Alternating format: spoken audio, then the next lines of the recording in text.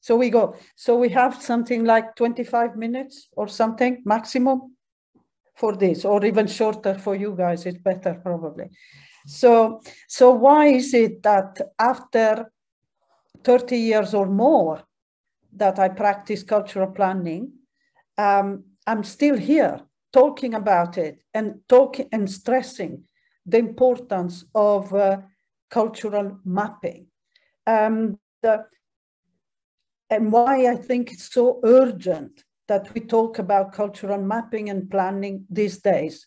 The reason is that really we are going through, I'm not going to give you the whole story of the pandemic, etc. But what I'm just saying is that the pandemic, the kind of climate crisis has exacerbated structural and amplified really structural threats and challenges that were there before. So we're now in a situation in which those challenges are becoming increasingly apparent. And now with the war going on in Europe, essentially, also we see it even more starkly. We see it even more starkly that we have to think holistically about place in a way that we cannot just take a neighborhood in isolation or separate from the rest of the city we talk about it, from the rest of the city we are living in. We cannot just talk about a neighborhood and intervening on a neighborhood without thinking about the society in which we are living in. What else is going on at global level? What else is potentially gonna impinge on our actions, our initiatives at the neighborhood level? So I agree with you that it is necessary to focus on where you live and understand the challenges, the problems, etc. And I understand that cultural planning and mapping is a tool and is very important for that. But before we get into that, I'm saying, guys, we better wise up once again and start thinking holistically and start looking around what is going on. Because not until we tackle the question, for example, of meritocracy in our systems, in the society in which we are living, not until we understand how people who really have no power of decision-making, people who during the pandemic had been forced to go to work and couldn't work remotely, for example, how people who had been really, people who worked in the caring profession, for example, how they were undervalued and how many of them died in the pandemic. So it's not until we understand that this society is still out of balance and the balance is not in favor of the people who actually are, we call them, humiliated by those that have status. You and I, the people around this table, we are quite comfortable, I think, in our understanding our status in society. We don't get it often challenged, but we can't forget that we are living in a society in which there is social divisions.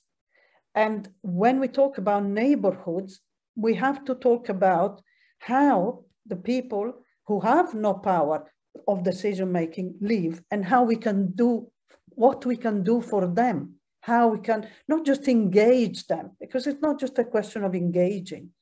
It's a question also of empathizing with that kind of community, empathizing, understanding their needs and understanding their aspirations, their capacity for growth at individual level, etc. So it's cultural mapping and planning are really social and political from the first minute you get involved in it. And I'm sure you know this. I'm not teaching lessons to anybody around here. I'm just giving you my experience. And you know, for working in many places, Now, okay, we have seen enough of this, for example, and this is like old style thinking, linear thinking, selling places, understanding heritage with, with one narrative. For example, you see the statue here, and I know in Bristol, in the UK, for example, if you remember a couple of years ago, there was the so-called war of statues. So one part of the community completely rebelled about the regeneration of the city center. And the symbol of that rebellion became really the statue of a philanthropist, a Victorian 19th century philanthropist, who actually also happened to be a trader in slaves because he built his wealth on slavery. So when we talk about intervening in neighborhoods, intervening in cities, etc., we still have to bear in mind that one part of the community that maybe works in culture or in heritage, etc., that part of community needs to challenge themselves, and they need to challenge their profession. They need to think about what is heritage for them, what is history, what is the narrative of that particular place. Because the past, for example, if you think about this particular episode of the statue, that was a clear sign. That was a clear sign that we needed in Bristol. We needed to rethink the way the mayor was going about in regenerating the city center, the way the mayor had done reparations towards the kind of Afro-Caribbean community in Bristol, had done reparations by building a bridge and naming that bridge with the name of a slave, which became really a champion of the anti-slavery campaigns in the 19th century. And the city of Bristol thought that that was enough as a reparation. Evidently, the community didn't think so in 2020 or something when this episode of the statue happened. Again, we talk about the gentrification. I talked about Brixton, the area in South London where I live. A lot has changed there. And when you can see here in the local newspaper, we know the kind of Brixton boom, they call it, because of this. It's a kind of pseudo gentrification because, as I said, it's mainly young people that come and live in Brixton. But the rents for the shops that were there traditionally, this is like the one you see in the newspaper, is a shop that had been there for like 20 years because I went and lived in Brixton in the 1980s. And this was the alternative shop where you could buy your muesli, etc., etc. Now, that shop, the rent for that shop is 400 times more than it used to be. So we are still, the problem is that when we talk about regenerating or transforming neighborhoods or intervening in neighborhoods, sometimes we're still thinking in a linear way. I don't mean you guys, I mean the policymakers, the mayors, the kind of, the experts also, maybe the urban designers themselves, the architects, etc. So the first thing to bear in mind is each place, we know that, has its own distinctive DNA. And for me, mapping and planning is grasping that distinctive. It's not unique necessarily, because in a globalized world, you cannot be that unique. But each place has its own shared memories, narratives, constructed through daily habits, routines, patterns of living, cultural practices, etc. So this is what we need to understand. At city level, before you intervene, also at neighborhood level. So we need to think in terms of cities as a place in time, and each neighborhood is a constellation, it's part of the constellation of that place that has moved on, that has transformed through time. It's drama in time, as Patrick Geddes said. So to me, it's a little bit like this. I imagine a place, a city as an ecosystem, system of relations, where the people, the place, the economy, and the institutions mesh together, like in a nice textile. So it's a mesh of things, a palimpsest. Some people talk about the territorial palimpsest. Yes, I agree with that. So it's a palimpsest that we need to read and go deeply. In our approach, I think, and I'm talking about policymakers, the policymakers that I encounter on a daily basis in my work as a consultant, as an advisor, etc. My advice is always, we need to be more regenerative in our thinking. We need to be less extractive of resources. Imagine like a city is like a mine. And until now, we perceive that city as, or the neighborhood for that matter, as being full of resources that we need to exploit in a way. That's the traditional policies. That's the linear thinking. That's the way policymakers thought until before the pandemic and until very recently. So they said, there is only one solution to the problem, maybe of the religion, maybe of the loss of economic importance of a place, etc. But we now know that especially after or during the pandemic, we learn to be adaptable. We learn to be more lateral thinking.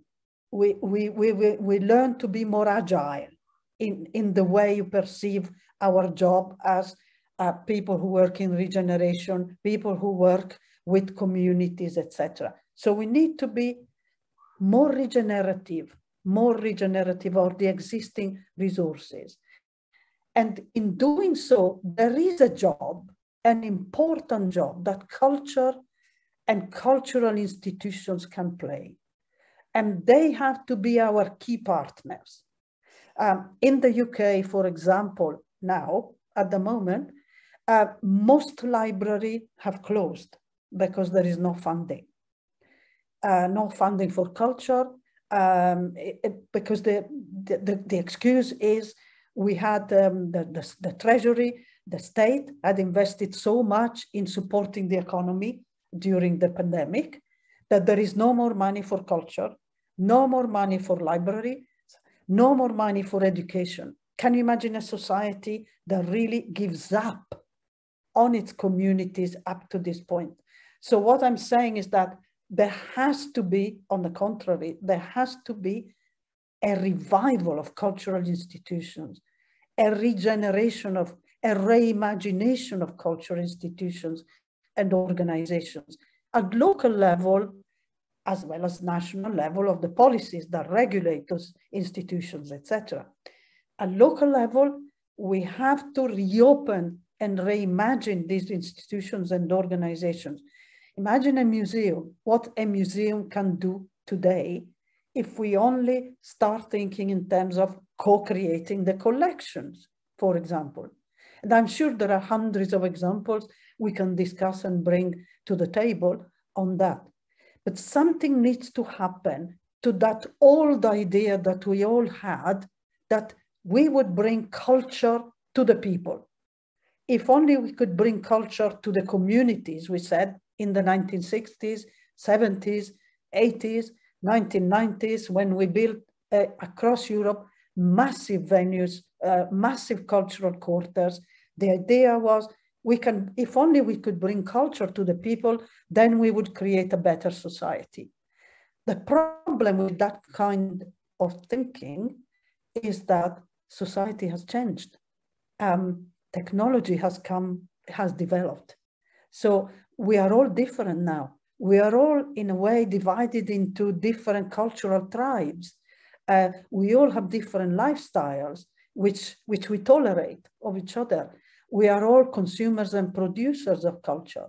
So the framework in which we perceive the importance of culture in urban development and in neighborhood development, in community development, has completely changed. And we have to take that on board. We have to become more dynamic in the way we bring these institutions, cultural institutions and organizations on board. They have to start thinking in terms of cultural democracy, not anymore in terms of bringing culture with the big C to the people. So when confronted, my model is very simple. And I have used this for, as I said, for 30 years. My way of thinking is that when confronted with change, we need, first of all, a human-centered approach to urban regeneration or transformation, a human-centered approach. And based on a deep understanding of the context, etc., this understanding of DNA, this human-centered approach, has to start with exercises that are the mapping. That these mapping exercises are the tactics that I have used and we can use and you are using in order to inform the bigger strategies for change. Because when you look at place and you have grasped the DNA, the distinctiveness of a place, and you have done your mapping exercises, very often I encounter communities and places that they say, now what? We have all this information. We engaged the local community. They told us what they need, want, desire, etc. But then the difficulty that many organizations and institutions have is, how do we connect these mapping exercises with power? Have we got enough power? Have we enabled the local communities involved in our mappings, etc.? Have we enabled them to bring whatever we discovered, whatever we found out about our place where we live, whatever our proposals, our recommendations, have we been given enough power? Have we connected with the people who are actually managing the city, the neighborhood, etc.? How much do they know about these exercises? So these are all questions. Mapping, to me, it's only a means to an end, as I say here. It's the beginning of the process, of the transformation of communities. Of course, there are benefits of mapping, and we can all recognize those. And I'm sure you kind of recognize them emotionally, professionally also, etc. But I think, to me, if I engage in a process of mapping, I think it's a process that has to cut across different departments of a city.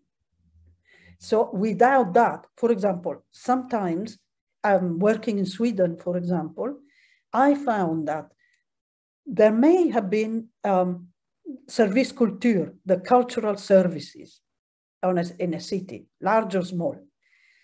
They feel that they need a cultural plan, or they need to put in place a process of mapping what they have in terms of resources. And they do that because they think that by mapping, they produce evidence to the strategic, the people who have the task of developing strategies, etc. They can produce enough evidence to give them in order to inform more social, more holistic, more enabling strategies. But very often, instead, when the process starts from below, from the community or from the cultural services only, I'm afraid it just stays there. There are barriers that one single service cannot break down. And that's why I'm saying mapping, for me, it's only useful when it involves stakeholders from different departments of the city together in a dialogue. Because if I don't involve the people who work in planning, for example, with the people who work in economic development, who are actually, or the people who work in tourism, and of course the people who work in culture and the arts, etc. If we don't all together talk together, if we don't start the process together from the beginning, then the risk is to demoralize the communities we engage with. The risk is not to have enough power to break through the barrier of the kind of bureaucracy that we will implement and whatever we want them to implement. So it is true that mapping brings new knowledge to the table because you have different stakeholders around the table. I mean, I can give you an example in a minute of how this happens, but it can also create among the specialists, the planners, for example, if we do it together with different stakeholders around the table, we can then give them new mental images of what is possible in a place. Because you have maybe a mayor who has a vision of a city, but it's the wrong vision for that particular city. Maybe what he or she is doing is simply transferring a policy or an example that they have seen successfully implemented somewhere else. But if they haven't done the work we want to do with mapping, understanding the context, bringing stakeholders around the table, if that work hasn't been done, or if the result of that work is being ignored, then we go nowhere. So that particular mapping results just in a report that ends up in the drawer. So what tools then do we use here? I mean, we can use many tools for a mapping, and I'm sure you will present in a minute your tools. How much time do I have? 5 more minutes or something? I don't want to keep you sitting there too long because I think it's good to have a discussion.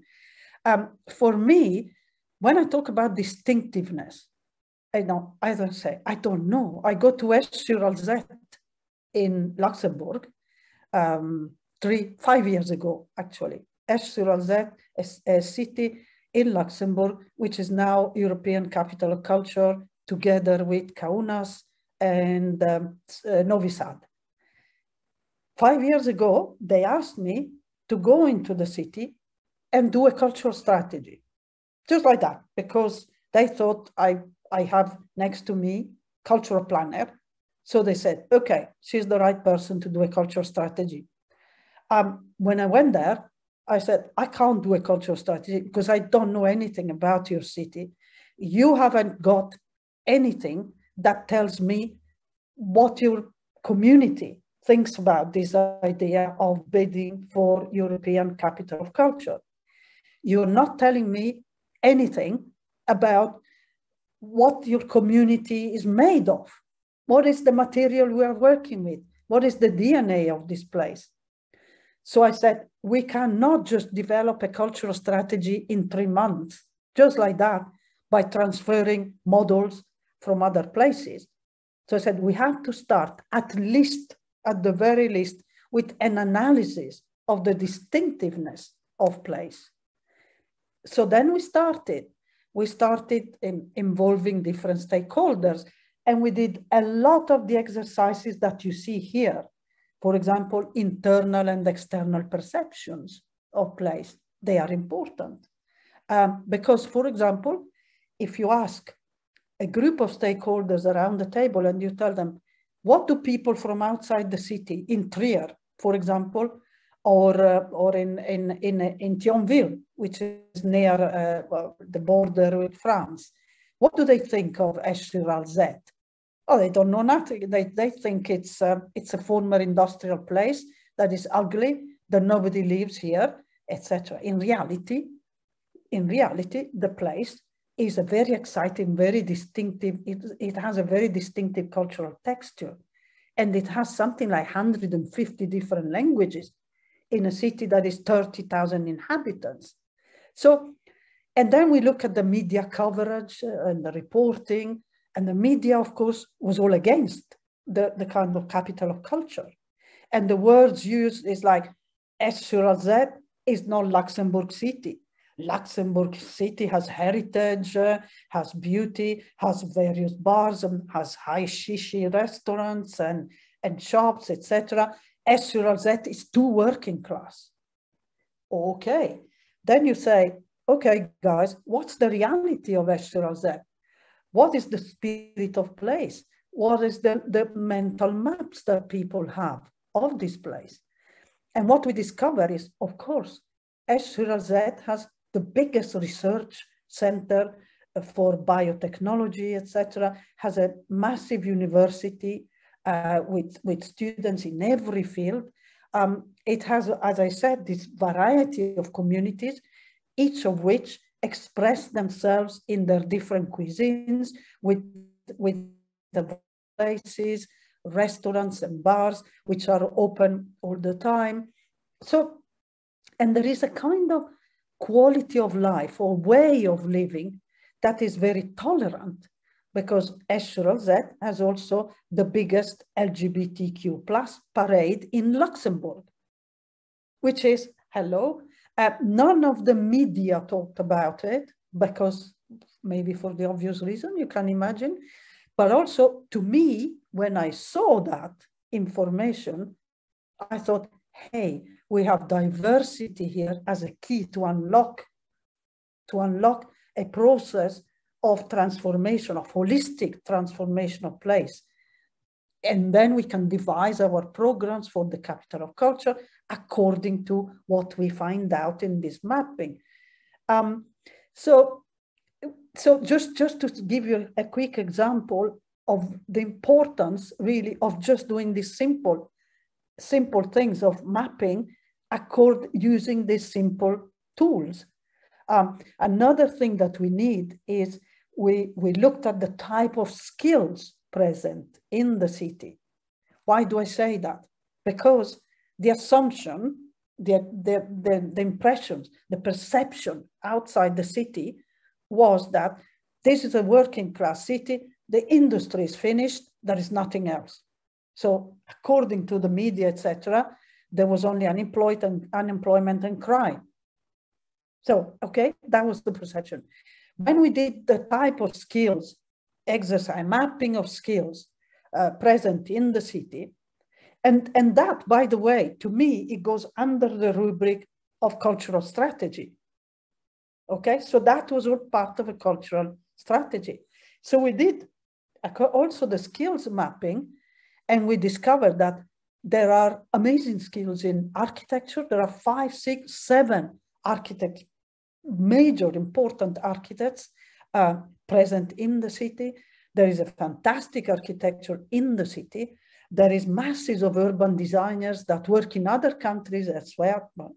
There is lots of young people, the particular of newcomers and people who have come from different countries, who are very skilled at a certain genre of music, and developed a certain type of cuisine, a certain type of design, textile, makers, etc.